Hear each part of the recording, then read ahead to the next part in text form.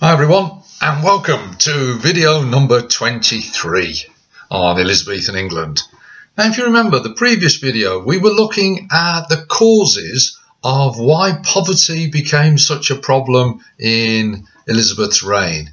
Check it out if you want to go and refresh your memory on that. In this video, what we're going to look at is the actions that were taken during Elizabeth's reign, the consequences of this rise in poverty. What actually happened? What did society do to this situation about more poverty? Now, where do we start? Start with money, of course. If I were a rich man,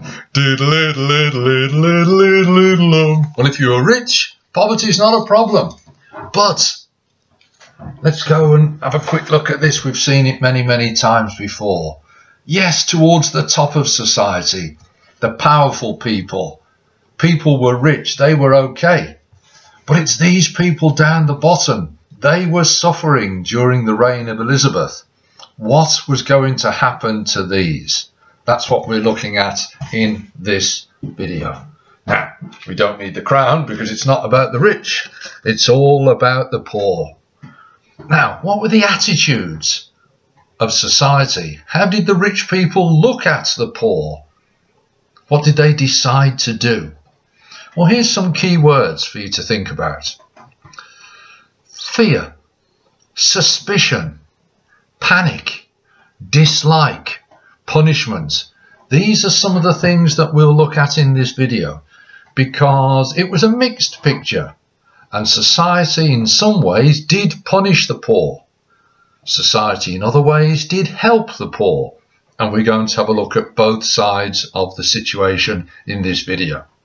Now, we've seen my hat before, the Puritan hat. Now the Puritans, remember, were quite powerful. Many of Elizabeth's Privy Council were Puritans. They had a very strong work ethic. They thought people should work.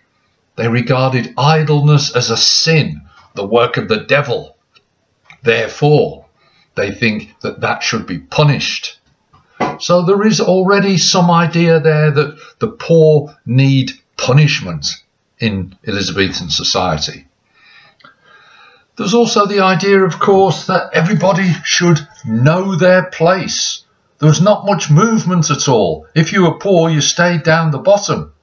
But there was also the belief and the idea that somehow these richer people, it was their job, it was their duty, it was their responsibility to look after the poor. And historically, they had done that, charitable acts. But there's more and more poor people during Elizabeth's reign. So therefore, there's a feeling that, look, we can't just leave it to individuals. Society itself has got to get together to help solve this problem. Now, why would there be fear of so many poor people? Any ideas? Well, here's a couple to get you going. Remember, they didn't know about germs. Their ideas about medicine were not great. The plague was a recurrent thing. The plague would come back year after year or after a gap of a few years.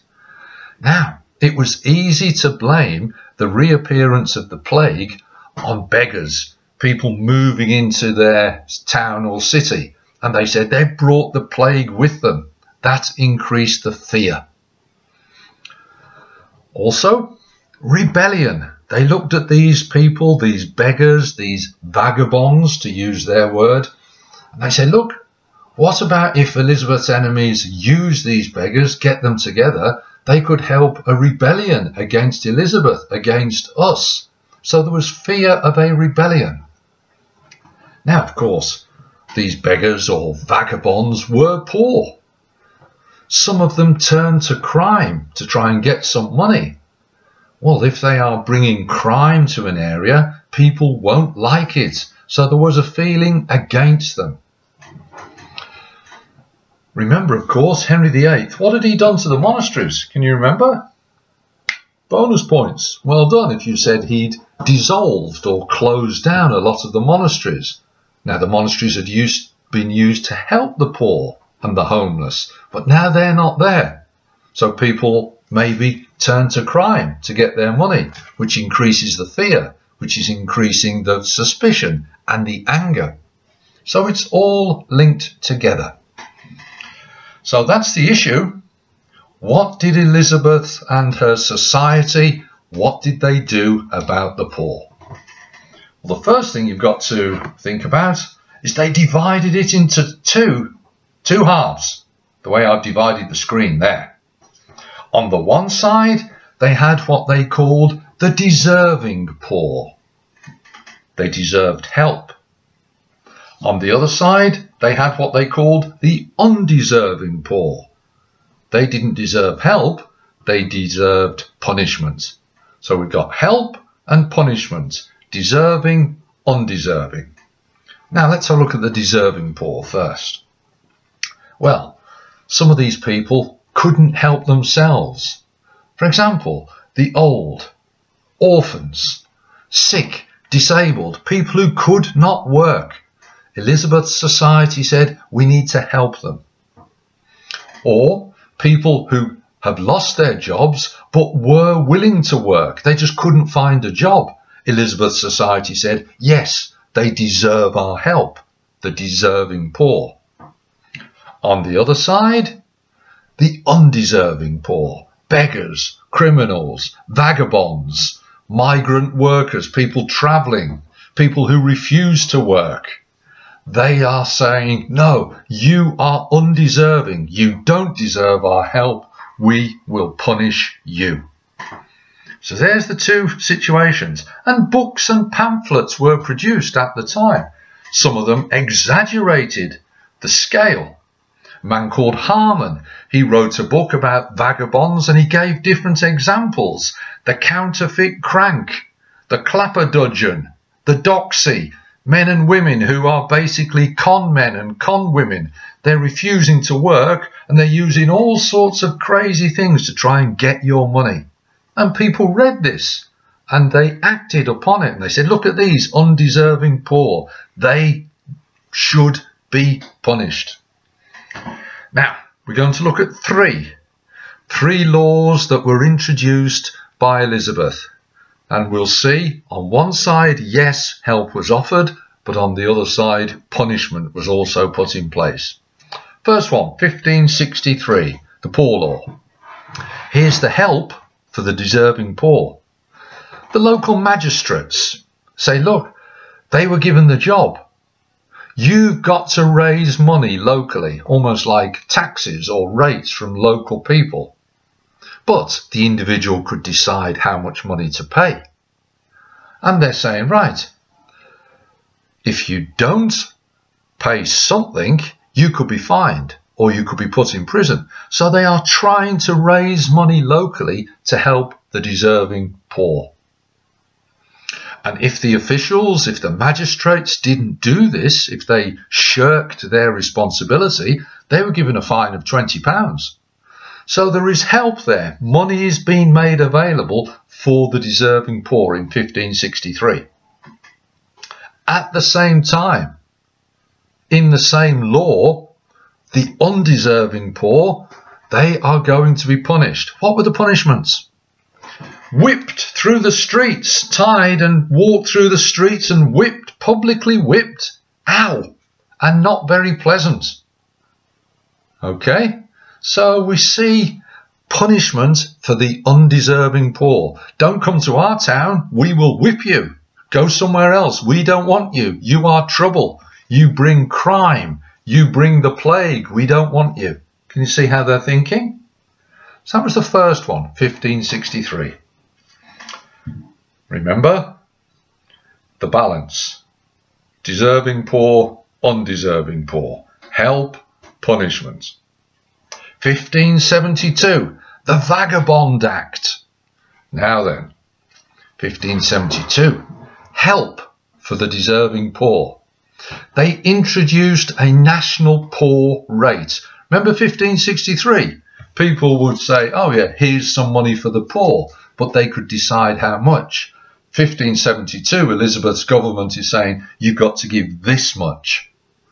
Justice of the peace, the JPs, important people locally in society, they were giving the job of registering all the poor in the area. Towns and cities were given the responsibility by Elizabeth's government. You should try to find work for the poor, deserving poor. Let's help them. Let's sort out the money and let's try and get them a job. Help, 1572 in the Vagabond Act. But again, punishments. Again, there's whipping, public whipping. But this time, they burned a hole through your right ear. Ow! Ow! Now, I haven't got any earrings. I've never had any studs or anything like that. But that's a bit extreme. Having a sort of, like a piece of metal, like a poker, like a pencil, burning through your ear. That's an extreme way of getting an earring. But very, very painful. Also, if you were caught a second time being a vagabond, as well as the whipping and the hole burned through the ear that you've already had, you could be put in prison. Or if you carry on and persist and persist and persist and continue, there was actually execution. Now, there probably weren't that many people who were executed, but it was written into the law, punishment. And your children would be taken off you, away from you, and they would be placed in domestic service to maybe work for a rich family. So we see in 1572, the Vagabond Act, help and punishment. And the final one, the third and the final law, 1576, the Poor Relief Act. Again, help for the deserving poor. Towns would have to provide work, or towns would have to provide material such as wool, so that the poor could then make something with the wool and then sell it. Children were to be offered apprenticeships to try and help them out of poverty. Help, again, for the deserving poor. At the same time, remember, punishments. Now, we've already seen the whipping, burning the ear. 1576, a new thing, they introduced the House of Correction. Now, that's not a place where a teacher marks your book. No, no, no, not that sort of corrections. The House of Correction, it's a prison, a punishment prison, 2 per county. They would not have been nice places. But these special prisons had been built, funded by the poor rates to punish the vagabonds, to discourage them. So there we see, that's how Elizabeth's society dealt with this problem of increasing poverty. And there were more poor people. That is true. Because remember, there's war with Spain. There's the conflict in the Netherlands. As a result of these, trade had suffered. So a decline in trade, you're not selling as much, you don't need to produce as much, so there are fewer jobs. So more people were out of work. And as I've mentioned before, there was no benefits, so they became poor. So that's what Elizabeth's society did. Final bit of the video. What about the impact? What did these laws, what did these attitudes bring to the problem of poverty? Well, it was mixed, ladies and gentlemen. Use that word in an exam if they ask you about it. In some parts of the country, take for example Ipswich, over there in Suffolk, in the east of England. Ipswich, they were actually quite good. They built a school for the poor children to go to and hopefully get an education so they could get a better job. They built a hospital where the poor would be treated. Now that is good treatment. That is good. But there was still a fear. Fear of rebellion. Remember I said 1572, the Vagabond Act, where they whipped them and burnt their ear, burnt a hole in their ear. That was partly due to 1569, the revolt of the Northern Earls. Rebellion. People didn't like it. They feared rebellion, so they wanted to crack down on it. So it's a mixture. Let's help them, but equally there's the punishments. Poverty was a problem, as I've explained. But there was some sympathy. The Elizabethan society begins, maybe for the first time, really to say, look, we need to help the deserving poor. Okay? Don't just blame them. Don't just say, oh, they're really lazy. Sometimes the Puritans would do that. Oh, they're lazy. That's the sin of the devil. There's a bit of a change going on here. Society saying, well, maybe they're not lazy. Maybe we need to help give them a job. And some help was given, as I've explained. Some areas didn't really want to use the punishments. It was far easier, less trouble, and sometimes a bit cheaper to say, right, here's some money, go away. Go out of our town. Rather than whip them or put them into prison, let's just get rid of them. But some were punished. In some areas, the undeserving poor, the vagabonds were punished. Whippings did happen, and the burning of the ear, and the prisons, etc. So there we see poverty. It was a problem, but Elizabeth and her society, her government, did try to deal with that problem. Sometimes in the exam they might ask you, very simple, very straightforward, describe 2 features of Elizabeth's poor relief that were new. Well, you could use anything in this video here. 1563, the Poor Law, 1572, the Vagabond Act, 1576, the Poor Relief Act. Points from those different laws about how they helped the deserving poor, you could use in that answer. So, there's poverty done. Video 22, the causes. Video 23, this one, the actions, the consequences, the attitudes. Now we're entering the final part of Elizabethan England. The voyages of exploration. Sir Francis Drake, Sir Walter Raleigh. They're coming next. Fantastic. Oh, I can smell the salt of the sea. So, videos on the voyages of exploration coming soon. As ever, I hope this was interesting and useful for you. All the best. I'll see you soon. Bye for now.